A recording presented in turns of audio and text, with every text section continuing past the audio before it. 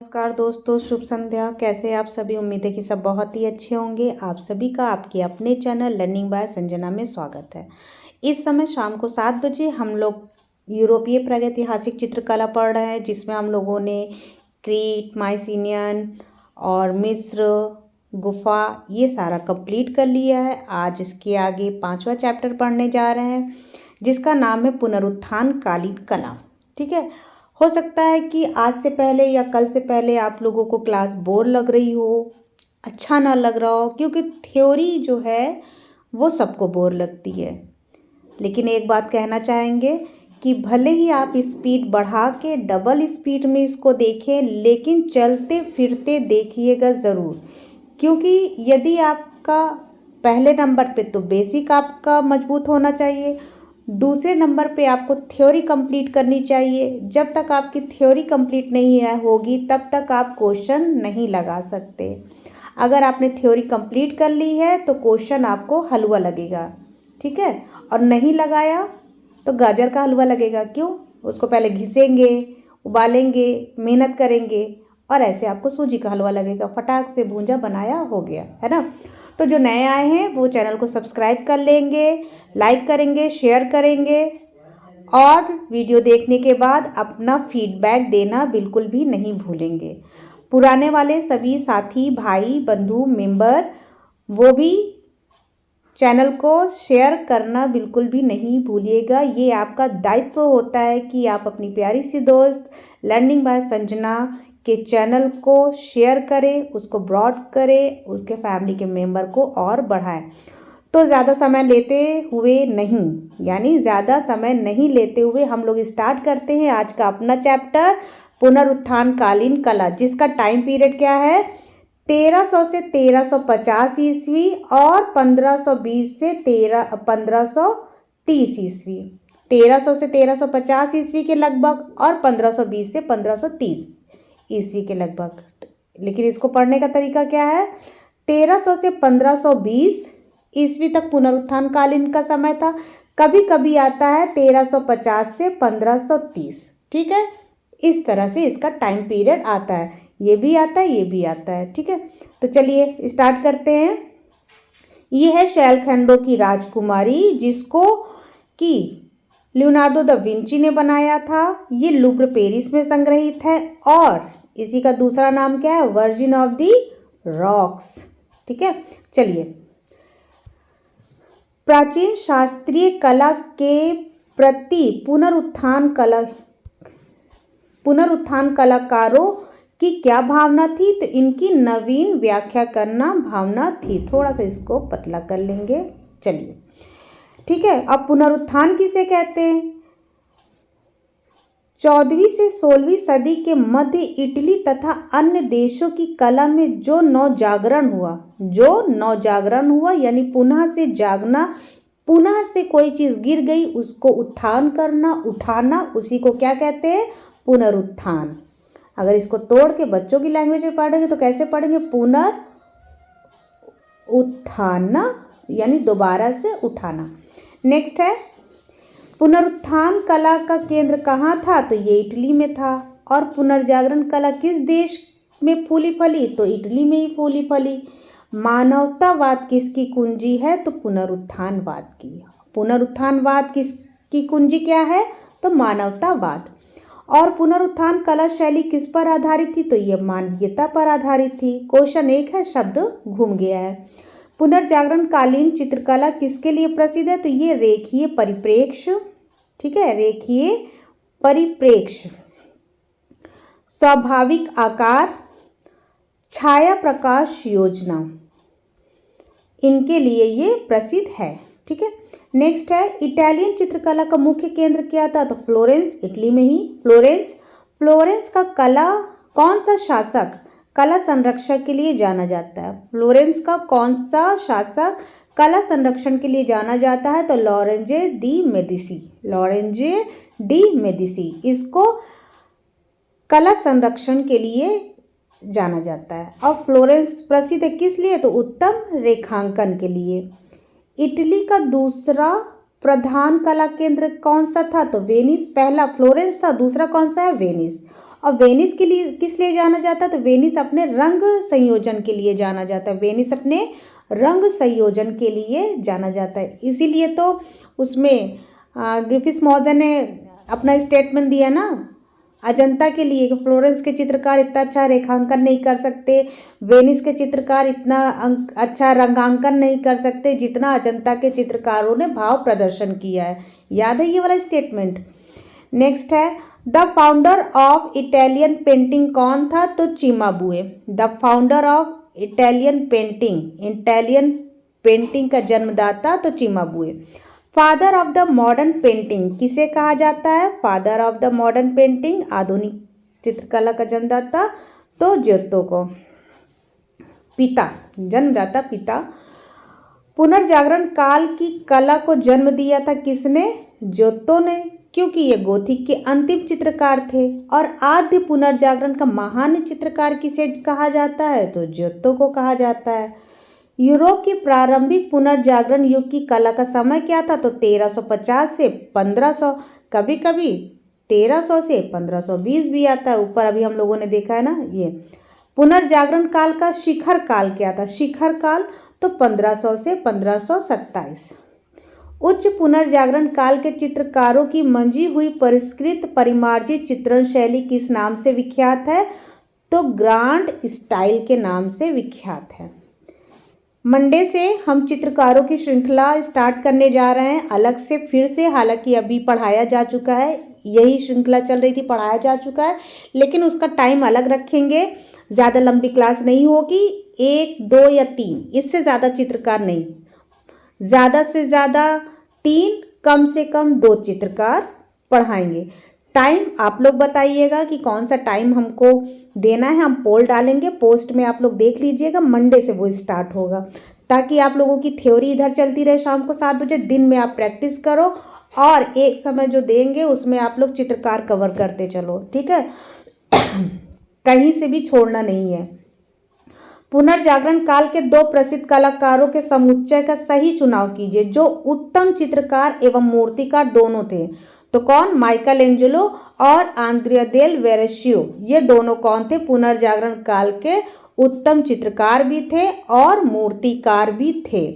Next है Giorgio वसारी। Giorgio वसारी कौन थे? तो ये इटालियन चित्रकार, वास्तुकार एवं कला इतिहासकार थे। कौन? जॉर्जियो वसारी। 1550 में प्रकाशित lives of the most excellent painter, sculpture and architect किसके कलाकारों की जीवनी है इसके अंतर्गत? तो इसके लेखक कौन है? तो जॉर्जियो वसारी, ठीक है। वसारी, गोथिक शब्द सबसे पहले इन्होंने ही दिया था। नेक्स्ट है दुनिया में कला ऐतिहासिक लेखन। क्या है? कला ऐतिहासिक लेखन यानी आर्ट हिस्टोरिकल राइटिंग। परंपरा की नींव सर्वप्रथम किसने लिखी थी? तो जॉर्जियो वसारी ने रखी थी, ठीक है। और पियरा डेला फ्रांसिस्को, ये इंपॉर्टेंट क्वेश्चन है, बहुत आता है। पियरा डेला फ्रांसिस्को किस युग का एक इटालियन चित्रकार था? तो प्रारंभिक पुनर्जागरण युग का। इंपॉर्टेंट तो सभी है, कहीं से भी कुछ ऐसा नहीं है इंपॉर्टेंट ना होता तो लिखा क्यों होता, ठीक है। थोड़ा सा इधर करते हैं।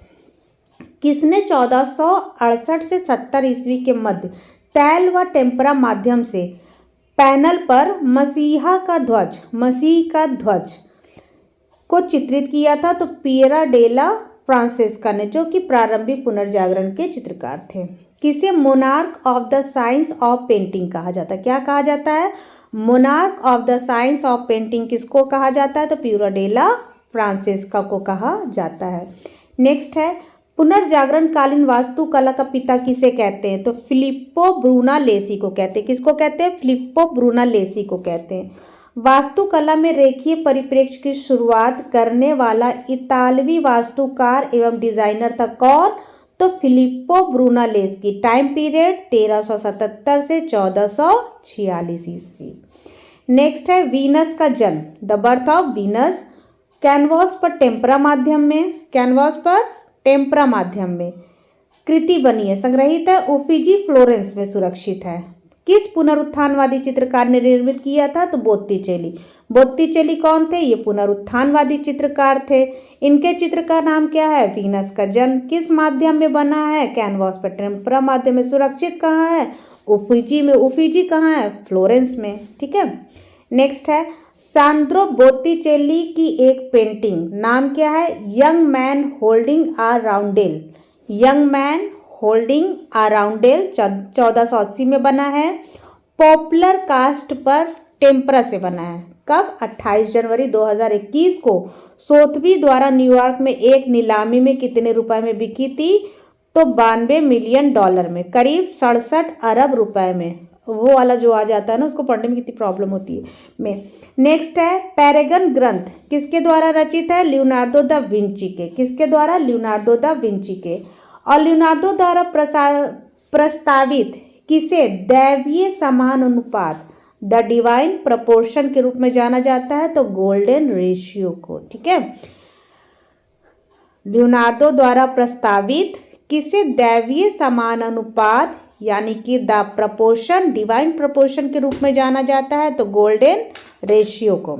नेक्स्ट है उच्च पुनर्जागरण काल के चित्रकार का नाम बताइए जो उम्र में सबसे छोटे थे तीनों में? तो रैफेल।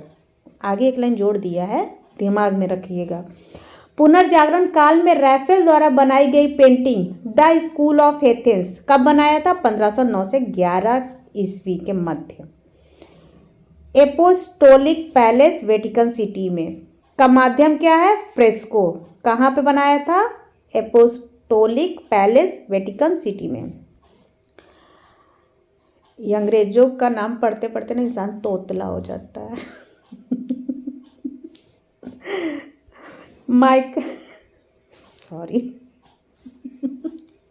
माइकल एंजेलो किस समय में हुए थे? तो पुनर्जागरण काल में हुए थे। जीभ जो है वो मुड़ने लगती है।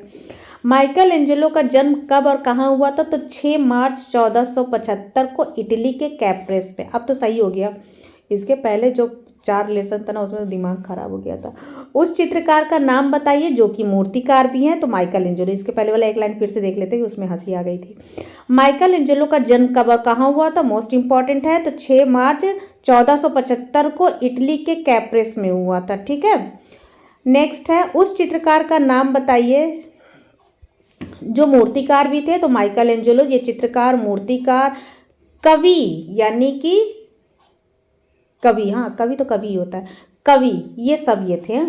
जूलियानो मकबरा किस शिल्पी की कृति है? तो माइकल एंजेलो की कीर्ति है, कीर्ति नहीं कृति है। ठीक है। नेक्स्ट है फ्लोरेंस के शिल्पी संघ ने बैप्टिस्ट्री किससे बना है? कांस के द्वारा। प्रतियोगिता कब आयोजित की गई थी? तो 1401 में। 1401 में किसका जन्म हुआ था? 28 वर्ष की उम्र में इनकी मृत्यु भी हो गई थी। पुनर्जागरण के चित्रकार हैं, बताना आपका काम है। माइकल एंजेलो ने किसकी कार्यशाला में शिक्षा प्राप्त की थी? तो घिरलैंडियो के। घिरलैंडियो किस लिए प्रसिद्ध है बताइएगा। यहाँ थोड़ी ना छोड़ेंगे कि यहाँ छोड़ देंगे कि इसका आंसर क्या है, रिलेट करिए और बताइए। इसको भी पढ़ लीजिए। ये क्या हो गया, क्या हो जाते हो तुम लोग। माइकल एंजेलो द्वारा बनाया गया था पिएटा की मूर्ति करारा मार्बल से बना है। 1498 से 99 के बीच की बात है। माप इसका है 174 सेंटीमीटर गुणे 195 सेंटीमीटर। इंच में पूछेगा तो 68.5 गुणे 76.8 इंच। संग्रहित कहाँ है? Saint Peter's Basilica Vatican City में। क्या? पिएटा। ठीक है। माइकल एंजेलो मूर्तिकार थे मुख्य रूप से।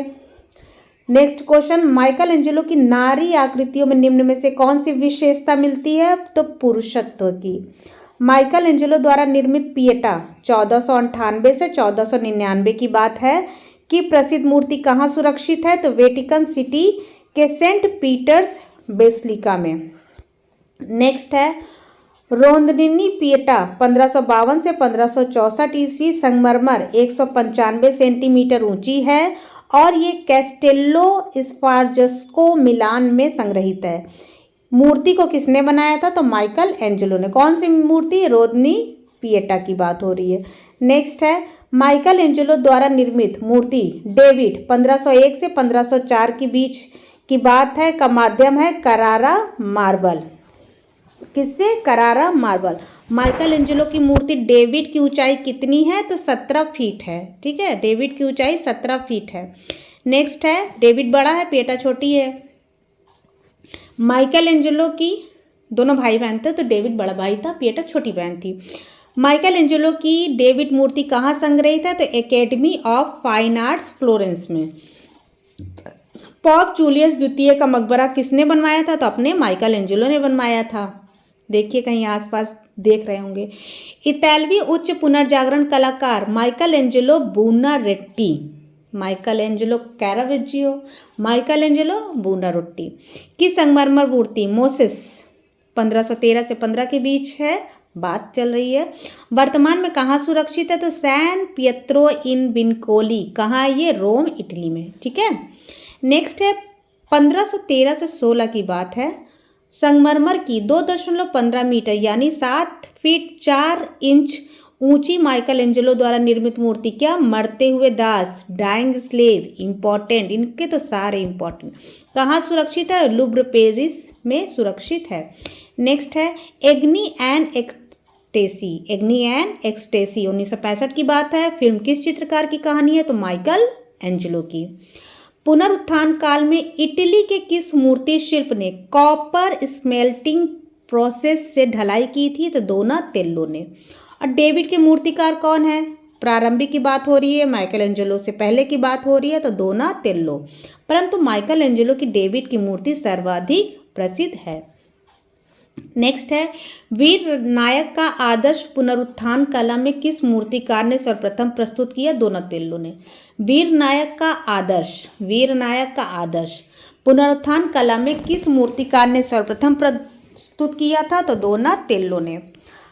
नेक्स्ट है बालों के चित्रण के लिए कौन सा कलाकार विशेष रूप से प्रसिद्ध है? तो ड्यूरर, ये घुंघराले बाल बहुत अच्छा बनाते थे।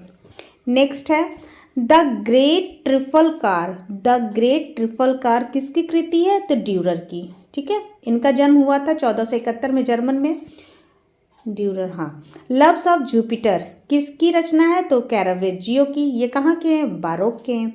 सेकेंड एंड प्रोफेन लव किसने चित्रित किया था? तो टिशियन ने, टिशियन। ठीक है, टिशियन द्वारा चित्रित सेक्रेड एंड प्रोफेन लव, टिशियन द्वारा रचित चित्रित सेक्रेड एंड प्रोफेन लव कहाँ सुरक्षित है? तो बर्गेस गैलरी रोम में। नेक्स्ट है सिस्टाइन चैपल वेटिकन सिटी पर 1508 से 12 ईस्वी के मध्य बनाए गए फ्रेस्को भित्ति चित्र किस कलाकार का है? तो माइकल एंजेलो का।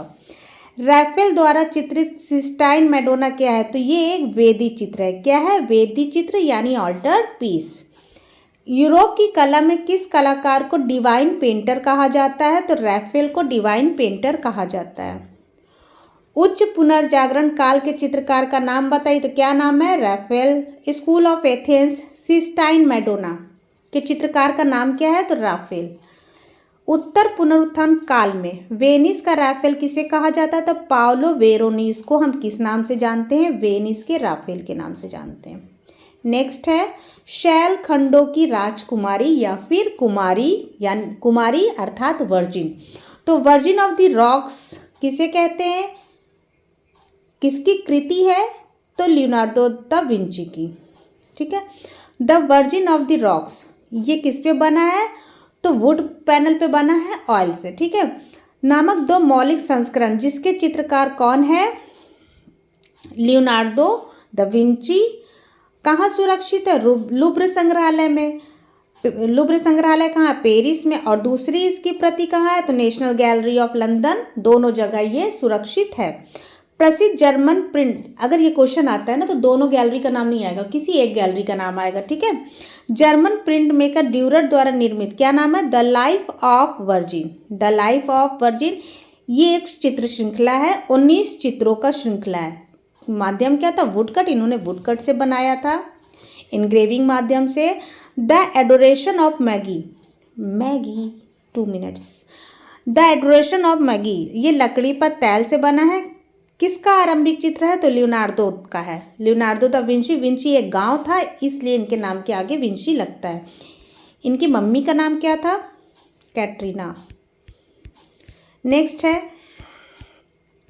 अंतिम भोज। अंतिम भोज किस चित्रकार का है द लास्ट सफर? तो लियोनार्डो दा विंची।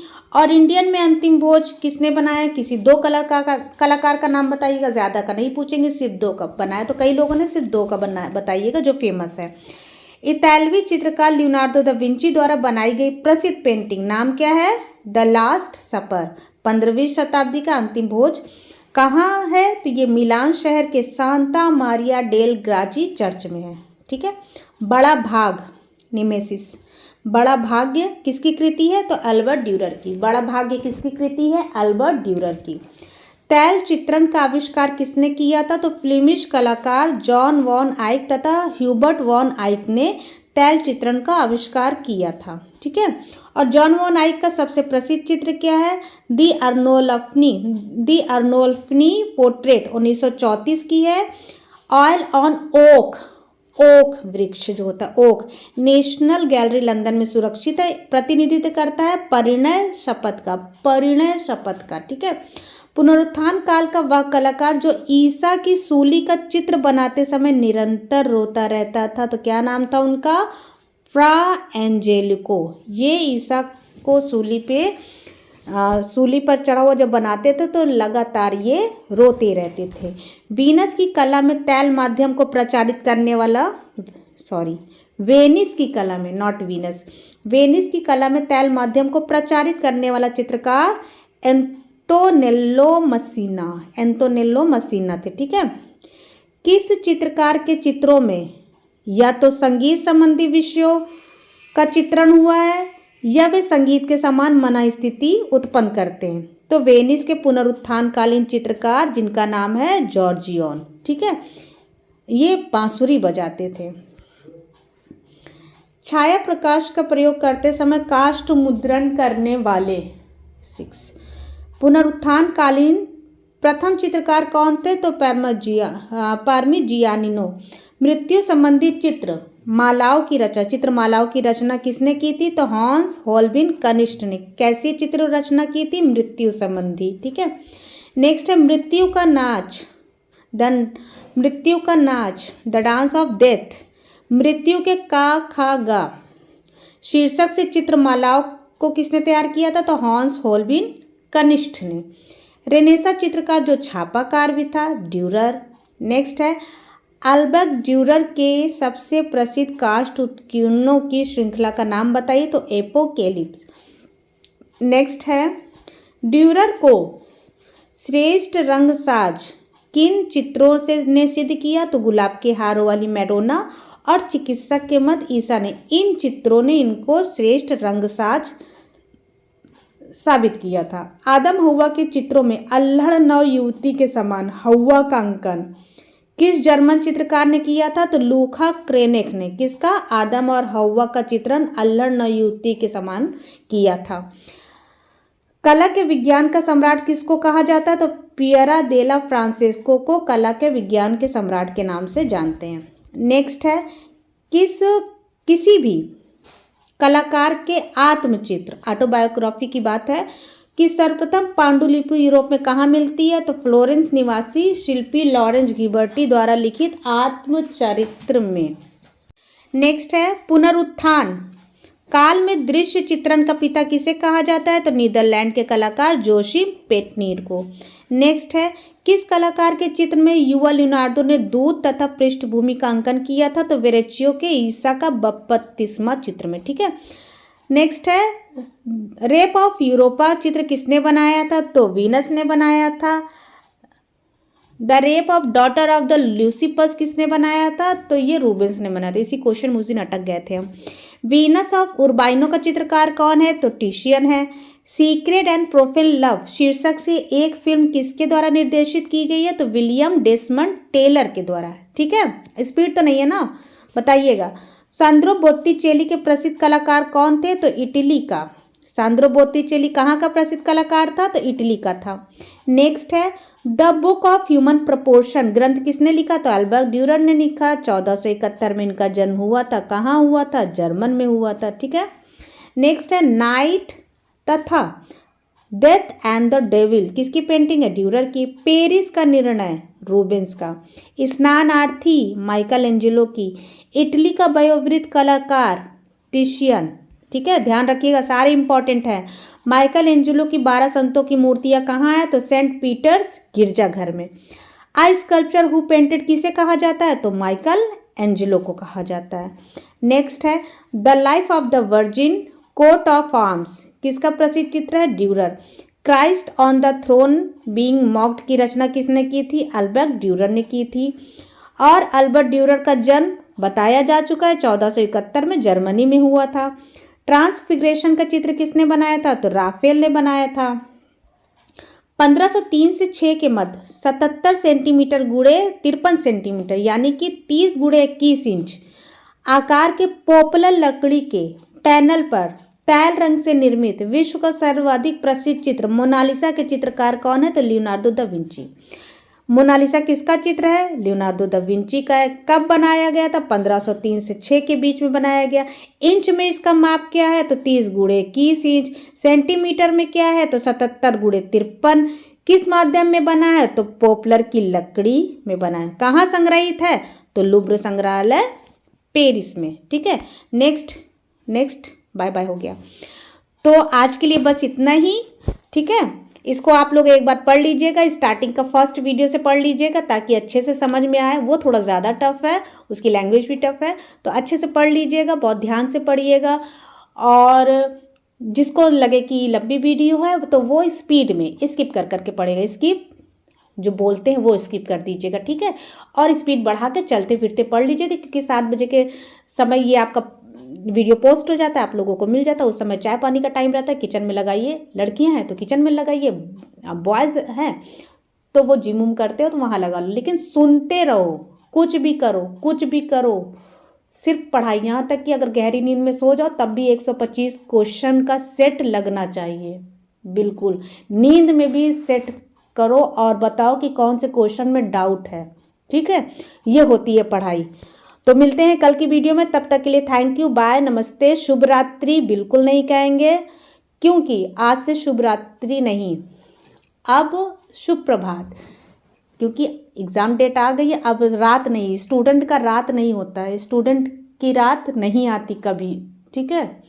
तो जब तक एग्ज़ाम नहीं हो जाता किसी की रात नहीं आएगी, सब जागेंगे। नींद को दूर से धाए से गोली मार देना, ठीक है। तो मिलते हैं कल की वीडियो में। स्वस्थ रहिए, मस्त रहिए, अपनी पढ़ाई में व्यस्त रहिए। व्यस्त रहते हुए चैनल को सब्सक्राइब करिए, और जो नया है बिना सब्सक्राइब किए बिल्कुल नहीं जाएंगे। लाइक शेयर करिएगा, कमेंट बिल्कुल भी करिएगा, ठीक है। तो मिलते हैं कल की वीडियो में। Okay bye.